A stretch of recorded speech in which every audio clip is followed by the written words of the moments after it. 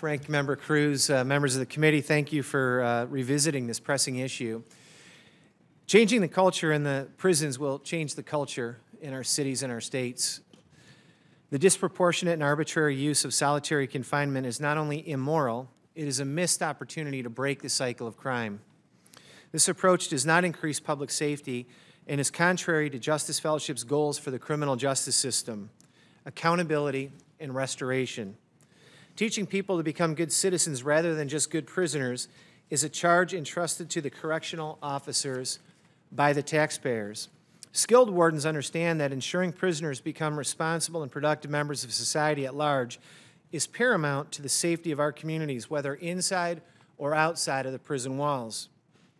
Part of creating safe communities inside prisons includes removing prisoners, individuals who violate societal norms by placing themselves or others at risk. But skilled wardens also understand that the removal process needs to be temporary and what is being asked of the prisoner should be available to them and also achievable. Many in this room know that Justice Fellowship's founder, Chuck Colson, saw his power and pride crumble when he left being President Nixon's counsel to becoming a federal prison. But upon his release from prison, his work actually started touring a solitary confinement unit in Walla Walla Prison in 1979. And that, out of that meeting, Senator, is where Justice Fellowship was founded. And I'm also grateful to you, Mr. Chairman, and Ranking Member Cruz for your support, as has been mentioned, of co-sponsoring the Smarter Sentencing Act. And I believe that Mr. Colson, if he were alive today, would applaud your work in that area. Solitary confinement, in theory, is for the worst of the prisoners. However, data says otherwise. Case in point is in Illinois, where a study was conducted and found that 85% of the prisoners were sent to disciplinary segregation for minor rule violations. Prisoners in these circumstances too often do not have their cases individually reviewed and looked at from oversight. There was an analogy given earlier about police officers when they're struck or other things, but it seems that the justice system does a much greater job on the outside of the walls of having accountability and individual review than segregation has had historically. And when it comes to the discussion about mental illness, regretfully, our family, friends, and neighbors suffering from mental illness are too often punished rather than treated. And I would like to share the story of a man named Kevin, a young man that I have a privilege of knowing back in Michigan, who was diagnosed with bipolar disorder when he was 11 years old, and at 14 was pressured by a peer group to holding up a pizzeria with a toy gun.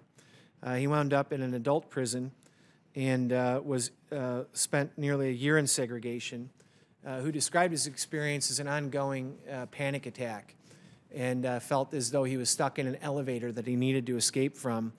And he eventually tried to commit suicide as his escape. But instead of helping Kevin, the prison guards at the time simply increased his punishment because that was all that they were trained and knowledgeable to do.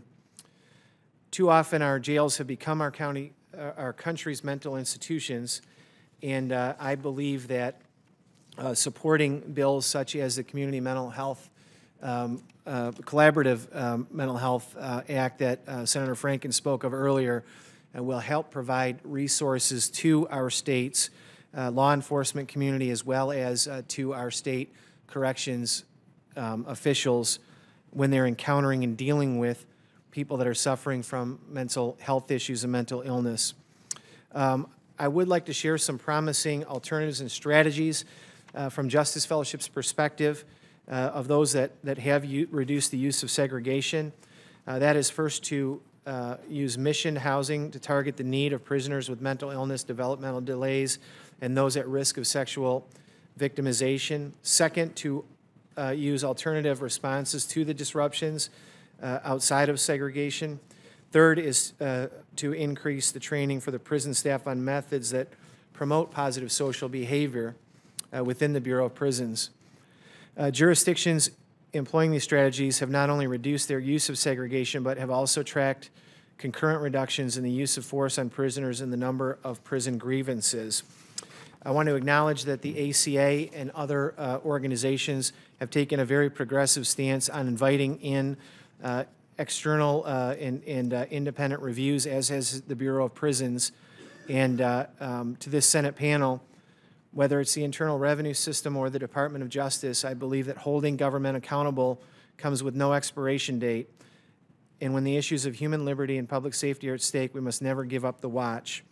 And I would hope, Senator, that this is not the end of the discussion today, and that these can be continued, including the work with the newly authorized Charles Colson Task Force on prison reform. Well, Mr. DeRoche, thank you very much.